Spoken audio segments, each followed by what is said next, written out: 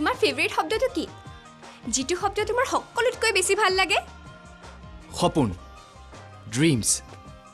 সপোন মোৰ জীৱনত কিবা এটা কৰাৰ সপোন মোৰ মা দেউতাক লৈ আৰু সপোন বাৰু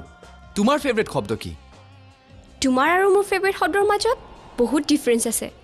কাৰণ সপোন মই কেতিয়াও দেখা নাই হয়তো মোক কোনেও দেখুৱাও নাই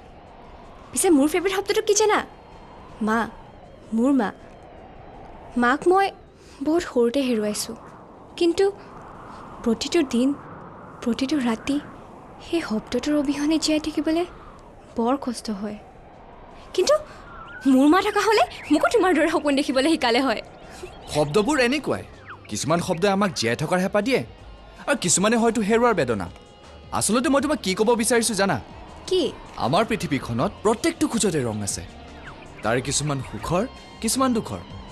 কিন্তু তুমি তোমাৰ সন্মুখত থকা সুখবোৰ দেখিও নেদেখা আৰু দুখবোৰ সহজে আঁকোৱালি লোৱা আৰে নিজকে এই দুখবোৰৰ পৰা আঁতৰাই আনাচোন পাহৰি যোৱা তুমি অকলশৰীয়া বুলি share your feelings thoughts emotions life with someone যাক তুমি সকলো কথা ক'ব পাৰা যাক তুমি নিজৰ বুলি ভাবা